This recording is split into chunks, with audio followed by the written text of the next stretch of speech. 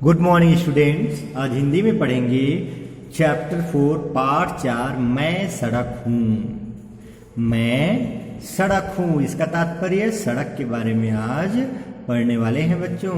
तो चलिए आप लोग भी कॉन्सेंट्रेट होकर के वीडियो वॉच करिएगा, क्योंकि आप लोगों को पता है कि लास्ट में मैं आप लोगों से क्वेश्चन करूँगा और क्वेश्चन चैप्टर के बीच से होगी। तो इसलिए आप लोगों को ये पहले से ही अवगत करा रहा हूँ कि चैप्टर को अच्छे से समझने वाले बच्चे ही क्वेश्चन का आंसर दे पाएंगे बच्चों।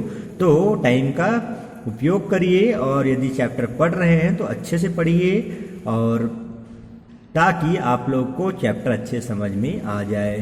पढ़ना का अर्थ समझना ही होता है बच्चों। तो चलिए स्टार्ट करते हैं। मैं सड़क हूँ चैप्टर। ओके, तो पाठ के बारे में सबसे पहले समझ जाते हैं। प्रस्तुत पाठ में सड़क अपनी आत्मकथा बता रही है।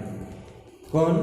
सड़क अपनी आत्मकथा बता रही है। लाखों करोड़ों लोगों को उनके घर पहुंचाने वाली सड़क अपनी जगह पर स्थिर रहकर आपसे अपने सुख दुख के क्षण बांट रही है। तो सड़क की भी अपनी मनोदशा, उनकी क्या सोच रही होगी। सपोज एक क्षण के लिए मानिए कि सड़क भी अपनी व्यथा बताती, तो किस प्रकार से बताती, क्या क्या व्यथा उनको हो सकती है, चलिए इस चैप्टर के माध्यम से समझते हैं। मैं सड़क हूं, भारी अजगर की तरह जड़ निद्रा में सोई हुई हूं। अजगर मीन्स एक बहुत बड़े भारी प्रजाति की सर्प होती बच्चों, जो बहुत दिनों तक ऐसे ही यहाँ पर पड़ा ही रहते हैं। उसके ऊपर जो है अनेक प्रकार से घास फूस पत्ते भी जो है आकर के गिरे रहते, ढके रहते हैं, और बहुत दिनों तक एक ही जगह में जो रहते हैं। की तरह जड़ निद्रा में सोई हुई हूँ। जड़ निद्रा मीन्स होता है गहरी नींद में सोई हुई हूँ। ये सड़क अपनी व्यथा कह रही है। मैं सदा से स्थिर हूँ। स्थिर मीन्स एक ही जगह में रहने वाली हूँ। अचल हूँ। अचल मीन्स जो एक स्थान से दूसरे स्थान नहीं चल सकते। एक ही करवट सो रही हूँ, अर्थात जैसे हूँ वैसे ही हूँ। मगर मुझे एक पल के लिए भी विश्राम नहीं, परंतु मुझे एक पल के लिए, एक समय, एक क्षण के लिए भी विश्राम नहीं। मुझे इतना भी समय नहीं कि अपनी सख्त और सूखी सेज पर हरी घास की एक कोपल उगा सकूं। इतना समय नहीं कि अपनी सख्त और सूखी सेज पर, बिस्तर पर, सड़क रूपी बिस्तर पर अपने एक हरी घास की एक कोपल उगा सकूं। हरी मीन्स घास की कोमल कोमल पत्ते उगा सकूं। कहने का तात्पर्य यह है बच्चों कि सड़क एक क्षण भी विश्राम अवस्था में नहीं रहते। हमेशा वहां पर आने जाने वाले लोगों की कतारें बनी हुई होती है। हमेशा लोग आते जाते रहते हैं, और इस प्रकार से कहा जा सकता है कि जब लोग हमेशा आते जाते रहेंगे तो क्या वहां पर कुछ उग सकता है? क्या नहीं। इतना भी नहीं कि अपने सिरहाने के पास कोई छोटा सा नीले रंग का एक बनफूल ही खिला सकूं। अपने सिरहाने सड़क एक कपोल कल्पना व्यक्त की है यहाँ पर। कल्पना कि यदि मैं एक सड़क सोई हुई हूँ, तो गहरी निद्रा में सोई हूँ, तो सिरहाने जो तकिए के पास में कोई छोटा सा नीले रंग का एक बनफूल मीन्स जो जंगल में फूलने वाले फूल ही खिला सकूं। मैं बोल नहीं सकती, पर अनुभव सब कुछ करती हूँ। रात और दिन पैरों की आहट, अर्थात चलने की जो ध्वनि लोगों की या जीवों की जो चलने की एक ध्वनि होती है, जैसे वहाँ पर लोग चले या पशु चले, कोई भी हो, लेकिन वहाँ की जो चलने की आहट, आवाज़, रात दिन पैरों की आहट, सिर्फ पैरों की आहट, आवाज़। मेरी इस जड़ निद्रा में हजारों लाखों के चरणों के शब्द, गहरी निद्रा में हजारों लाखों के पैरों के शब्द दिन रात स्वप्न की तरह घूमते रहते हैं। मैं चरणों के स्पर्श से उनके हृदय को पढ़ सकती हूँ। चरणों के स्पर्श से चलने वाले लोगों की हृदय को पढ़ सकती हूँ। मैं समझ जाती हूँ कि कौन घर जा रहा है, कौन काम पर जा रहा है, कौन उत्सव में जा रहा है, और कौन शमशान को जा रहा है। जिसका जीवन सुख से भरा है वह पग पग पर सुख की तस्वीर खींचता चलता है। वह पग पग पर आशा के बीज बोता जाता है। जिसका घर नहीं, कोई आश्रय नहीं, उसकी चाल में ना आशा है ना अर्थ है। मैं उसके कदमों की चाल को समझ करके जान सकता हूं कि वो दुखी है कि सुखी है। उसके कदमों में न दायां है न बायां है, कौन? जिसका घर नहीं, कोई आश्रय नहीं, उसकी चाल में ना आशा है, ना अर्थ है, ना उसके कदमे में न दायां है न बायां है। अर्थात वो एक निराशा, किसी भी प्रकार से आशा ना रखते हुए बस चल रहे हैं। दुनिया की कोई भी कहानी मैं पूरी नहीं सुन पाती। आज सैकड़ों हजारों वर्षों से मैं लाखों करोड़ों लोगों की कितनी हंसी, कितने गाने, कितनी बातें सुनती आई हूँ, पर थोड़ी सी ही सुन पाती हूँ। बाकी को सुनने के लिए कान खड़े करती हूँ तो देखती हूँ कि सुनाने वाला ही चला गया। अर्थात सड़क पे कोई रुकना पसंद नहीं करते बच्चों। ऐसे कितने ही वर्षों की कितनी टूटी फूटी बातें मेरी धूल में मिलकर धूल बन गई हैं, इसे क्या कोई जान सकता है? वह सुनो, कोई गा रही है, कहूँ कहूँ पर कह नहीं पाई, कहूँ कहूँ पर कह नहीं पाई, जरा ठहरो, गाने को पूरा सुना कर जाओ, तुम्हारी पूरी बात सुन लूँ। पर कहाँ ठहरी वह, गाते गाते न जाने कहाँ चली गई, मैं पूरा गीत सुन न पाई। अब यह एक ही पद आधी रात तक मेरे कानों में गूंजता रहेगा। अर्थात कोई व्यक्ति सड़क में ठहरना पसंद नहीं करते। वो तो केवल एक साधन है या रास्ता है आवागमन से। हर कोई व्यक्ति अपनी मंजिल प्राप्त करने के लिए केवल यूज़ करते हैं, सड़क का उपयोग में लाते हैं। किंतु सड़क में कोई रहना पसंद करेंगे क्या बच्चों? नहीं। इसलिए कोई कुछ बात है, सड़क अपनी इच्छा व्यक्त कर रही है कि मैं कुछ बात, किसी भी व्यक्ति का कुछ गाना हो या कुछ भी हो, चलते चलते गुनगुना तो लेते हैं, लेकिन वो स्थायी नहीं रहते, निकल जाते हैं। सड़क पर कोई रहना पसंद नहीं करते। जरा सोचिए, सड़क कोई भी बात, कहानी पूरी क्यों नहीं सुन पाती? तो बच्चों, ये होमवर्क है, मीटिंग में अवश्य आप लोग बताइएगा। मुझे एक दुख है, सड़क को एक दुख है क्या? किसी भी चरण चिन्ह को मैं अधिक दूर तक थाम कर नहीं रह सकती। मुझ पर लगातार चिन्ह पड़ रहे हैं, पर नए आकर पहले के चिन्ह को पोंछ जाते हैं, साफ कर जाते हैं। हर चिन्ह दूसरे ही क्षण धूल में मिल जाता है। मैं किसी का भी लक्ष्य नहीं हूँ। अर्थात लक्ष्य क्या है? मंजिल किसी का नहीं होता सड़क, मैं सबका साधन मात्र हूँ। मैं किसी का भी घर नहीं हूँ, मुझ में कोई रहना नहीं चाहता। मैं सबको घर ले जाती हूँ, मंजिल पर ले जाती हूँ। मुझ पर कोई खड़ा रहना नहीं चाहता।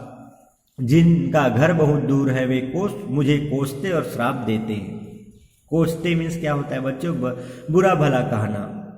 और श्राप देते हैं, मैं जो उन्हें उनके घर के द्वार तक पहुँचा देती हूँ, उसके लिए उनसे कृतज्ञता कहाँ पाती हूँ?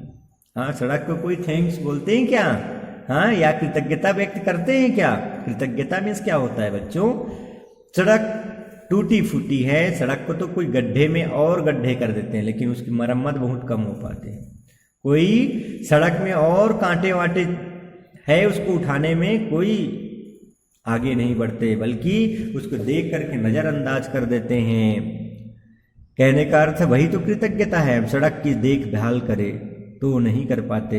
आज व्यक्ति जो है, सड़क ये अपने आप में सोच रही है कि मैं उनके घर तक सभी व्यक्ति को उनके मंजिल तक पहुंचाती हूँ, किंतु उसके लिए उनसे कृतज्ञता कहाँ पाती हूँ? वे घर जाकर आराम करते हैं, आनंद लूटते हैं, अपनों से मिलते जुलते हैं, लेकिन वे मुझ पर तो केवल थकावट का दोष लगाते हैं। मैं इतनी दूर से आ रही हूँ कि क्या करते हैं? ऐसे ही बोलते हैं ना कि थक चुकी हूँ, थक गया हूँ। ये सब क्यों? ऐसा और लांछन लगाते हैं सड़क पर, है कि नहीं बच्चों? हाँ, घर के उस आनंद की एक बूंद भी मैं नहीं पाती हूँ। हाँ, कभी कभी वह भी पाती हूँ। छोटे छोटे बच्चे हंसते हंसते शोरगुल मचाते मेरे पास आकर खेलते हैं। अपने घर का आनंद वे मुझ तक ले जाते हैं, ले आते हैं। घर से जो बच्चों की किलकारियाँ होती हैं, बच्चों की हंसी होती है, उससे जो है अपने आप को सुख आनंद का अनुभूति कर पाती है कौन? सड़क। उनके माता पिता का स्नेह घर से बाहर निकलकर कभी कभी सड़क पर आ जाता है। मेरी धूल को स्नेह दे जाते हैं और अपने छोटे छोटे कोमल हाथों में हल्की हल्की थपकियाँ देते हैं। अपने स्नेह से वे मुझे सुलाना चाहते हैं। छोटे छोटे कोमल पांव जब मेरे ऊपर से चले जाते हैं, तब मैं अपने मन में अनुभव करती हूँ कि मैं बड़ी कठोर हूँ। शायद उनके पाँव में चुभती हूँ, उन्हें उन्हें चोट पहुंचाती हूँ तब मेरी इच्छा होती है कि काश मैं भी धूल की तरह कोमल होती। अमीर और गरीब, सुखी और दुखी, युवा और वृद्ध, जन्म और मृत्यु सभी मेरे ऊपर से एक साथ गुजरते हैं, इसलिए मुझको न हंसी आती है न रोना। लोग बीते हुए पर शोक करते हैं, वर्तमान के लिए सोचते हैं, भविष्य के लिए आशा में डूबे रहते हैं, परंतु मेरी स्थिति कुछ अलग ही है। मैं तो वर्तमान के प्रत्येक पल में सैकड़ों हजारों नए नए अतिथियों का स्वागत करती हूँ। मुझ पर अपने चरण चिन्ह छोड़ जाने की कौन कोशिश करता है? मैं भी उनसे कोई आशा नहीं करती। मैं अपने ऊपर कुछ भी पड़ा रहने नहीं देती, न हंसी न रोना, सिर्फ मैं ही अकेली पड़ी रहती हूँ।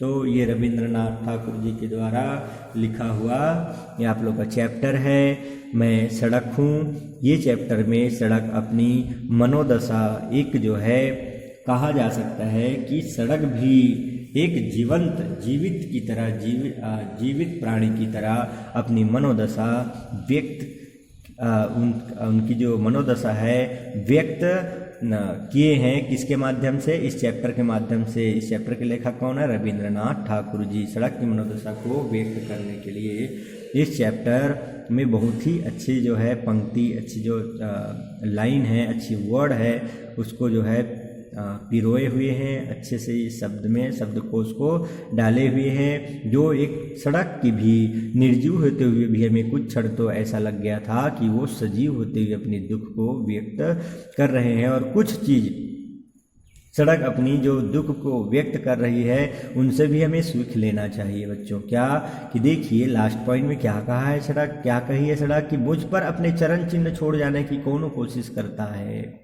मैं भी उनसे कोई आशा नहीं करती, मैं अपने ऊपर कुछ भी पड़ा रहने नहीं देती, न हंसी न रोना, सिर्फ मैं अकेली पड़ी रहती हूँ। का तात्पर्य ये है कि व्यक्ति को भी सड़क कुछ मामलों में, जैसे ये सड़क कह रही कि मैं किसी से आशा नहीं करती, किसी मैं अपने आप को न तो हंसी में हंसती हूँ न दुख में रोती हूँ, ऐसे ही इंसान को भी हर स्थिति में अपने आप को एक अडिग स्थिति, लक्ष्य पर केंद्रित होना चाहिए, अपना काम करते रहना चाहिए। किसी की वजह से न तो हंसी में इतना ज़्यादा हंसना चाहिए, न दुख में इतना ज़्यादा रोना चाहिए, ताकि वो सम अवस्था में रह करके समभाव से अपने कर्तव्य का वहन कर सके, अपने कर्तव्यों का पालन कर सके। तो ये तो रहा सड़क की कुछ भावनात्मक बातें और सड़क की मनोदशा को रविंद्रनाथ ठाकुर जी के द्वारा व्यक्त किया गया है। चलिए रविंद्रनाथ ठाकुर जी के बारे में देख लेते हैं लेखक परिचय। रविंद्रनाथ ठाकुर जी का जन्म 7 मई 1861 को हुआ था। 7 अगस्त 1941 को इनका देहांत हो गया। जिन्हें गुरुदेव के नाम से जाना जाता है। वे विश्वविख्यात कवि, साहित्यकार, दार्शनिक और संगीतकार थे। कौन? रविंद्रनाथ ठाकुर जी। बहुआयामी व्यक्तित्व के धनी रविंद्रनाथ भारतीय साहित्य के एकमात्र नोबेल पुरस्कार विजेता हैं। इन्हें यह सम्मानित पुरस्कार उनकी काव्य कृति गीतांजलि के लिए दिया गया था। भारत का राष्ट्रगान जन गण मन तथा बांग्लादेश का राष्ट्रगान अमार सोनार बांग्ला गुरुदेव जी की ही रचनाएं हैं। शांति निकेतन पश्चिमी बंगाल में विश्व भारती विश्वविद्यालय की स्थापना करके आपने प्रकृति के सानिध्य में विद्यालयों को अध्ययन करने का सुअवसर दिया। आज विश्व भारती विश्वविद्यालय भारत की अग्रणी शिक्षण संस्थाओं में से एक है। तो ये तो रहा रविंद्रनाथ ठाकुर जी के बारे में लेखक परिचय। इसको आप लोग याद कर लीजिएगा और कठिन शब्दों के अर्थ भी जान लीजिएगा। इस चैप्टर में कुछ भी आप लोगों को कुछ डाउट हो या इस चैप्टर से संबंधित किसी टॉपिक पर आपको कुछ चर्चा करना है या क्वेश्चन करना है तो मीटिंग में अवश्य कंसल्ट करिएगा और चैप्टर को अच्छे से समझिएगा। ओके बच्चों।